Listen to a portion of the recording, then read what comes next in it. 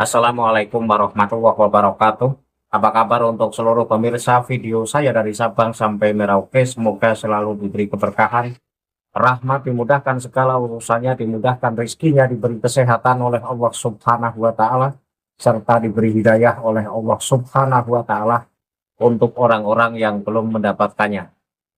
Dalam video kali ini, saya tertarik untuk ikut membahas terkait meninggalnya saudara kita, yaitu Tengku Korib. Saya tertarik untuk membahasnya karena ada narasi-narasi buruk yang disampaikan oleh golongan sebelah.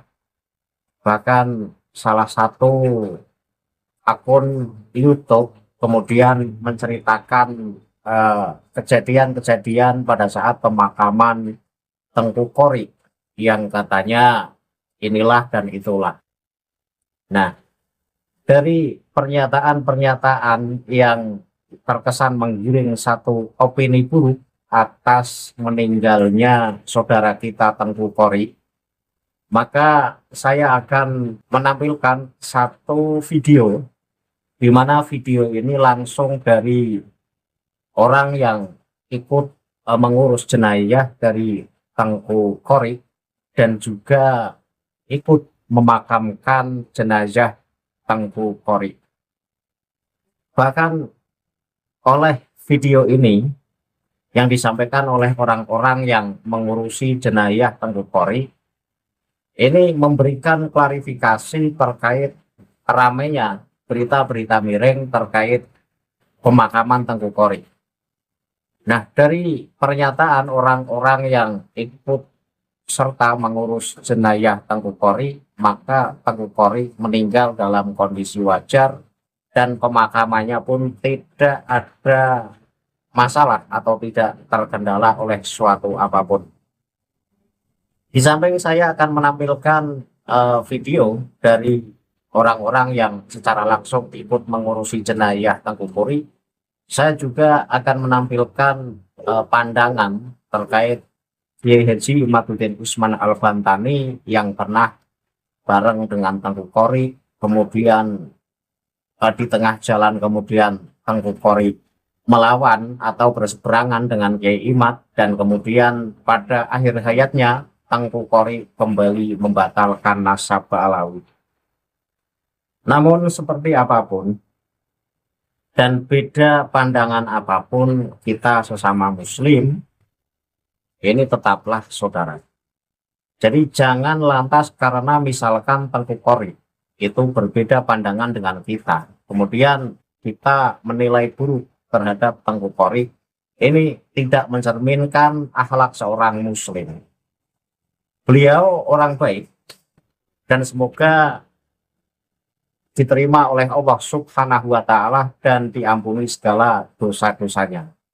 Dan saya tidak memandang apakah Tengku Korib itu membatalkan nasab Alawi atau tidak. Ini tidak menjadi masalah. Bahkan ketika para habib meninggal pun, saya juga tidak pernah mengumbar keburukan-keburukan habib, karena yang kita perangi itu bukan orangnya, tetapi yang kita perangi adalah kelakuannya. Nah, kalau status orangnya itu ya sama seperti kita, sama-sama hamba Allah Subhanahu wa Ta'ala. Maka sangat disayangkan ketika kemudian muncul video-video yang kemudian memframing terkait meninggalnya saudara kita Tengku Korib, bahkan diisukan dengan isu-isu yang miring. Seperti halnya satu contoh yang nampaknya itu milik dari saudara kita, Wafi, itu terkesan menggiring satu opini bahwa Tengku Korib itu meninggal karena habis mencaci maki para habib. Itu tidaklah benar. Jadi sangat saya sayangkan ketika seorang yang dipanggil Gus Wafi, kemudian demi membela nasab Alawi kemudian membuat berita-berita hoax. Ini sangat disayangkan. Perang kita itu bukan perang narasi, tapi perang kita adalah perang berdasarkan kajian ilmiah terkait dengan data-data yang jelas. Jadi kalau perangnya model framing yaitu bukan ciri khas ulama Nusantara. Karena ciri khas ulama Nusantara, kita boleh beda pandangan, kita boleh berseberangan, tetapi harus sama-sama melalui kajian ilmiah. Nah, kalau yang satu memakai kajian ilmiah, yang satu mengandalkan framing, ya ini ya tidak selevel namanya. Dan tanpa berlama-lama, saya akan tampilkan video panjang. Jadi saya akan tampilkan video panjang, yaitu video klarifikasi dari orang yang langsung mengurusi jenazahnya Tengku Korrie, dan sekaligus video Kiai Imad dan Rifki Zulkarnain membahas terkait perjalanan Tengku Korrie dari awal mula Tengku Korrie itu melawan Kiai Imad karena tidak setuju ketika Kiai Imad membatalkan nasabah Alawi, kemudian bergabung dengan Kiai Imad. Nah, setelah bergabung dengan Kiai Imad, kemudian Tengku Korrie membelot lagi dan bergabung kepada Habib, dan di akhir hayatnya Tengku Korrie membatalkan nasabah Alawi dengan cara yang berbeda, artinya dengan kajian ilmiah secara mandiri, tidak seperti kajian yang dikaji oleh Kiai Haji Imaduddin Usman Al-Bantani. Dan penonton bisa simak video yang akan saya tayangkan berikut ini.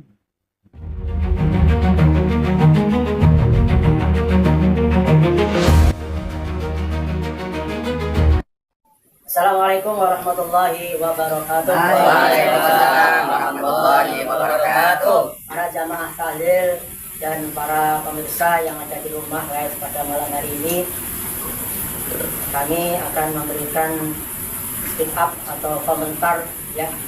Kami berlima ya.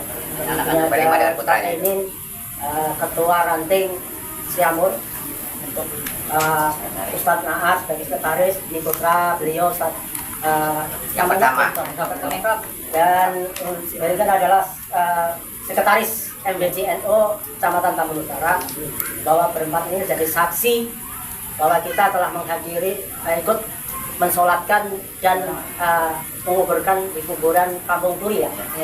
Bahwa dalam pelaksanaan penguburannya berjalan lancar, tidak ada sesuatu apapun ya, bahwasanya di media massa ada suatu framing yang ada sesuatu yang tidak sesuai dengan fakta di lapangan, bahwa hal ini tidak etis kan ngomong apa yang disampaikan di medsos tersebut.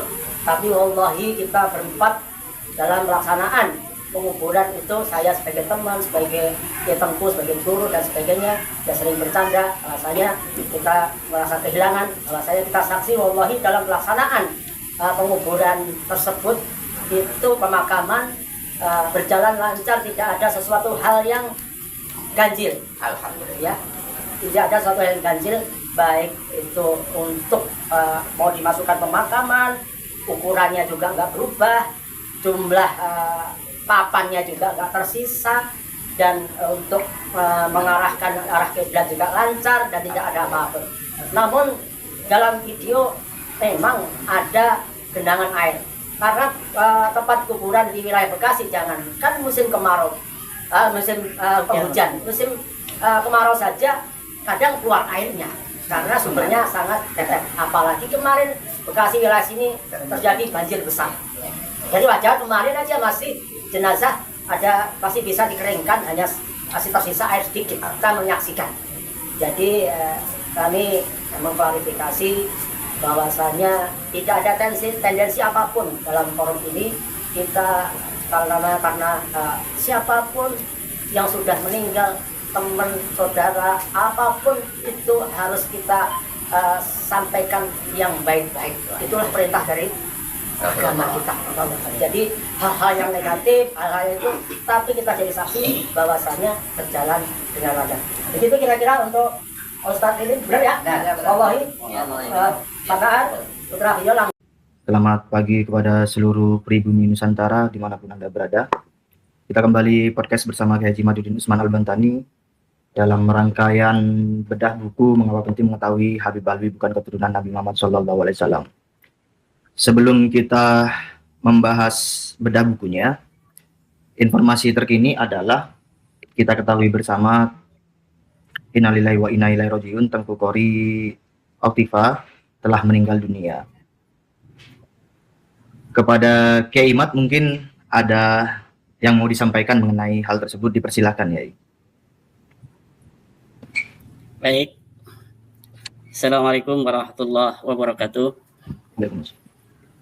Yang saya cintai, Kang Mas Rifki Zulkarnain J. Baswara, kepada seluruh pemirsa channel Kang Mas Rifki Zulkarnain di mana saja berada, saya mengucapkan innalillahi wa inna ilaihi raji'un, bahwa Tengku Qori, saudara seagama kita, telah meninggal dunia, dan kita berdoa mudah-mudahan beliau diterima amal ibadahnya oleh Allah Subhanahu wa taala dan diampuni segala dosa-dosanya. Dan kalau kita melihat perjalanan hidup beliau penuh dengan lika-liku, terutama yang saya kenal itu setelah adanya polemik batalnya nasab Alawi. Setelah itu beliau Tengku Qori sebagai orang yang sebelumnya secara status quo meyakini nasab Alawi ini memiliki perjalanan yang minimal ada 4 perjalanan dalam hidup beliau. Allahumma ighfir lahu warhamhu wa'afi wa'fu anhu dalam polemik nasab. Yang pertama adalah fase di mana Tengku Qori sebagai seorang pembela nasab Alawi secara tradisional. Yang kedua, fase di mana Tengku Qori sebagai orang yang membatalkan nasab Alawi secara rasional. Yang ketiga, fase di mana Tengku Qori kembali membela nasab Alawi secara kondisional. Dan yang keempat adalah fase di mana Tengku Qori dalam polemik nasab itu terjadi dilema konseptual, dan itulah yang terjadi sampai beliau meninggal. Dan kita mengikuti perjalanan beliau karena pertama kali saya ketemu dengan beliau sebagai orang yang baik ketika di Masjid Istiqlal. Di situ ada acara Haul Wali Songo yang diprakarsai oleh para duriat Wali Songo, dihadiri oleh Kiai Said Agil Siraj. Kemudian disitulah Tengku Qori dengan semangat mencari saya sampai ke belakang lobi Masjid Istiqlal. Di situ beliau memperkenalkan diri bahwa Tuan Guru, saya ini mohon maaf telah kurang baik memberikan penilaian sebelumnya kepada Tuan Guru, katanya. Tentang apa? Saya ini meyakini nasab Alawi dan saya berjanji setelah melihat Tuan Guru katanya membatalkan nasab Alawi, ingin merungkatkan Tuan Guru. Saya beli kitab-kitab nasab, minta bantuan kepada orang kaya katanya untuk bisa menyiapkan dana membeli kitab-kitab nasab dengan niat untuk merungkatkan Tuan Guru, katanya. Akhirnya beliau mengadakan penelitian. Setelah mengadakan penelitian, hasilnya 180 derajat berputar. Bahwa setelah dicari, data-data kelemahan dari tesis saya itu tidak ditemukan. Bahkan semakin didalami nasab Alawi ini oleh Sayyid Tengku Qori, ternyata batalnya nasab Alawi itu semakin terang benderang. Kemudian perjalanan berikutnya, beliau juga ikut di dalam bagaimana terjadinya diskusi nasab di Bendakrep. Di situ aktif sekali beliau sebagai seorang yang alim, yang mengerti seluk-beluk sebuah penelitian, membantu juga terhadap bagaimana sampai kemudian ditetapkan di Bendakrep nasab Alawi itu mukhtalafun fih. Waktu itu ditetapkan, dibacakan oleh Kiai Ahmad Hasan dari keluarga Bendakrep, bahwa nasab Alawi mukhtalafun fihi, dan kemudian nasabnya Sunan Gunung Jati Syarif Hidayatullah adalah tersambung ke Musa Al-Kadhim, bukan ke Ba'alawi. Itu saya kenal dengan beliau. Itu untuk yang kedua kali di lain tempat. Pertama adalah siangnya gitu di Istiqlal, kemudian besoknya itu ada acara di Bendakrep. Nah setelah itu beliau intens terus mengikuti, ya intens ya, mengikuti perkembangan kursus nasab ini. Kemudian pada saatnya beliau terjadi suatu hal yang saya tidak terlalu mengerti itu, dan saya kira itu tidak berdasarkan secara epistemologis yang telah beliau teliti, kemudian dia berpindah lagi untuk membela nasab Alawi. Maka saya sebutkan tadi dalam fase yang ketiga itu fase Tengku Qori membela nasab Alawi secara kondisional. Saya tidak mengerti kondisinya apa. Yang jelas beliau menantang saya dengan muhdhar tanggul bahwa saya akan menantang Imad untuk berdebat. Nah, sempat itu Tengku Qori mengirimkan surat. Cuma saya tidak tanggapi karena surat itu tidak ada dari Rabita Alawiyah. Kemudian Tengku Qori juga beberapa kali satu panggung dengan habaib-habaib.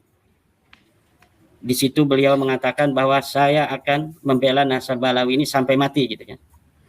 Dan memang dalam fase keempat itu apa yang beliau katakan itu beliau penuhi, Kang Mas Rifki.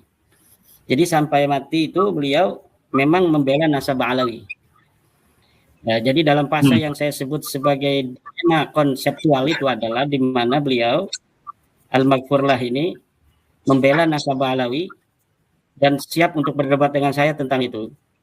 Nah, tetapi Habib-habibnya dibatalkan gitu. Jadi maka saya sebut sebagai dilema konseptual.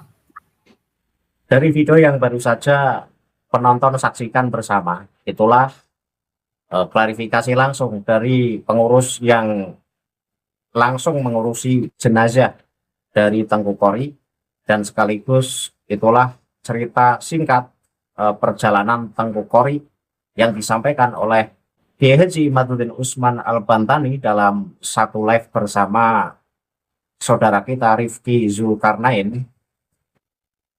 Dan sebagai penutup, saya akhirul kalam, billahi taufiq wal hidayah, wassalamualaikum warahmatullahi wabarakatuh. Salam paras untuk seluruh muslim di Indonesia.